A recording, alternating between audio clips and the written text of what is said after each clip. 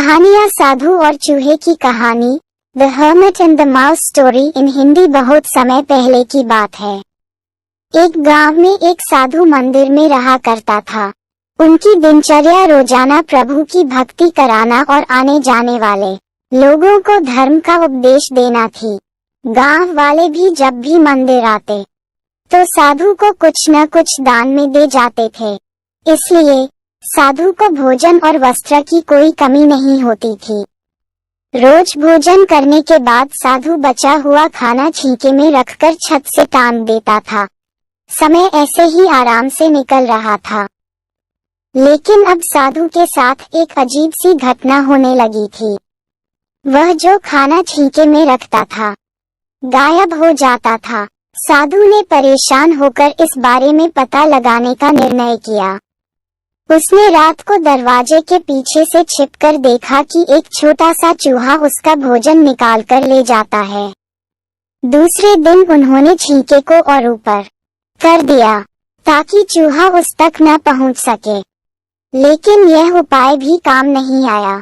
उन्होंने देखा कि चूहा और ऊंची छलांग लगाकर छींके पर चढ़ जाता और भोजन निकाल लेता था। अब साधु चूहे से परेशान रहने लगा था। एक दिन उस मंदिर में एक भिक्षुक आया। उसने साधु को परेशान देखा और उसकी परेशानी का कारण पूछा, तो साधु ने भिक्षुक को पूरा किस्सा सुना दिया। भिक्षुक ने साधु से कहा कि सबसे पहले ये पता लगाना चाहिए कि चूहे में इतना ऊंचा उछलने की शक्ति कहाँ से आती है। उसी रात भिक्षुक और साधु दोनों ने मिलकर पता लगाना चाहा कि आखिर चूहा भोजन कहाँ ले जाता है। दोनों ने चुपके से चूहे का पीछा किया और देखा कि मंदिर के पीछे चूहे ने अपना बिल बनाया हुआ है।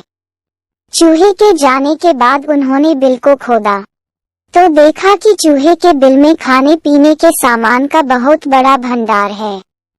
तब भिक्षुक ने कहा कि इसी वजह से ही चूहे में इतना ऊपर उछलने की शक्ति आती है। उन्होंने उस सामग्री को निकाल लिया और गरीबों में बांटा दिया। जब चूहा वापस आया तो उसने वहां पर सब कुछ खाली पाया तो उसका पूरा आत्मविश्वास समाप्त हो गया।